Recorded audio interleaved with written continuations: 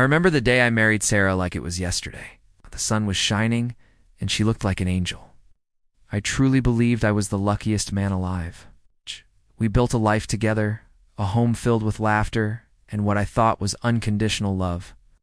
For 10 years, she was my everything, my best friend, my confidant, my entire world.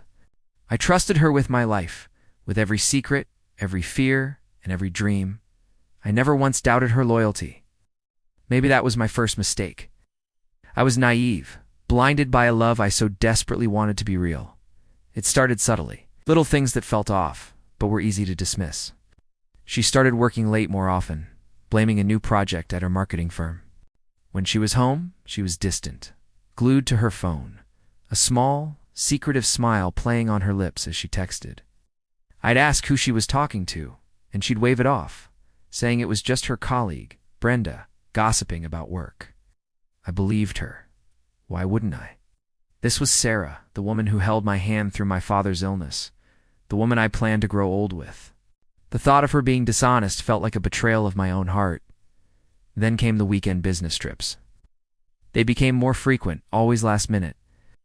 I'd offer to go with her, to make a mini vacation out of it, but she always had an excuse. The company wouldn't pay for it, or it was a packed schedule with no downtime. I'd pack her suitcase, making sure to include her favorite snacks, and a little note telling her how much I missed her already. I'd call her at the hotel, and sometimes she wouldn't pick up, texting back hours later that she was in a long meeting. The loneliness started to creep in, a cold, empty feeling in our big house. The real turning point was our anniversary, our 10th. I'd planned a surprise trip to the same little coastal town where I proposed. I booked the same hotel, the same restaurant, was so excited. But a few days before, she came to me with a long face, telling me she had to go on an urgent business trip that exact weekend. She said she was heartbroken that she'd make it up to me.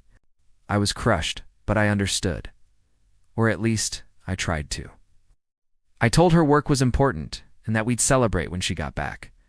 That Friday, I dropped her off at the airport. She kissed me goodbye, a quick, distracted peck on the cheek, and hurried towards the departure gate. Stood there for a long time, watching her go, a knot of dread tightening in my stomach. Something just didn't feel right. On my way home, I drove past her office building. The parking lot was almost empty, and the building was dark. It was 8 p.m. on a Friday.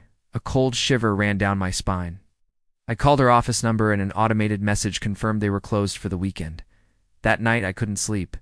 My mind was racing, replaying every late night, every secretive text, every flimsy excuse. I felt like a fool. Was I just being paranoid? Was I ignoring a truth that was staring me right in the face? I had to know. With trembling hands, I logged into our shared phone account online. My heart pounded in my chest as I looked at the call logs. There were dozens of calls and texts to a number I didn't recognize at all hours of the day and night. The calls were longest on the nights she claimed to be working late. Driven by a desperate need for the truth, I did something I never thought I'd do. I used a phone locator app we'd installed for safety years ago. I told myself it was just to put my mind at ease, to prove myself wrong. I typed in her number, my hands shaking so badly I could barely hit the keys. The map loaded. Little dot representing my wife, my Sarah, popped up on the screen. It wasn't at the airport. It wasn't on its way to a business conference. It was located at a residential address just 20 minutes away. My blood ran cold. I knew I had to go there. I got in my car and drove, my mind a blank, white-hot wall of pain. I parked down the street from the address, my heart hammering against my ribs.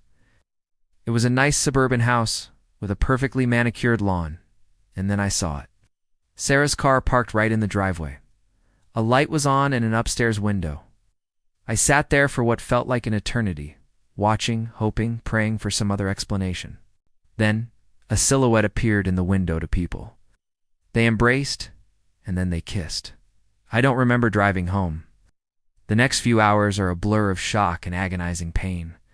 It was a physical ache, a gaping wound in my chest. When Sarah finally came home on Sunday evening, she was bubbly, talking about how exhausting the conference was. She brought me a cheap keychain as a souvenir. I just stared at it, feeling the weight of 10 years of lies. I couldn't pretend anymore. I calmly placed the keychain on the table, looked her in the eyes, and asked, How was your weekend with him? The color drained from her face. She tried to deny it, to gaslight me, to call me crazy and controlling.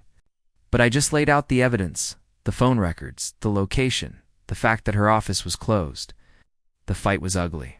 The tears, the shouting, the accusations. She finally broke down and confessed. It had been going on for over a year with a man from her gym. She said she was sorry, that it was a mistake, that she still loved me. But the words were hollow. The trust was shattered into a million pieces, and I knew it could never be put back together. It's been a year since that day. The divorce was finalized 6 months ago. The healing process has been the hardest journey of my life. There are days when the anger and sadness are overwhelming, but there are also good days. Days when I go for a run and feel the sun on my face, when I laugh with friends, when I feel a flicker of hope for the future. I learned that you can give someone your whole heart, but you can't make them value it.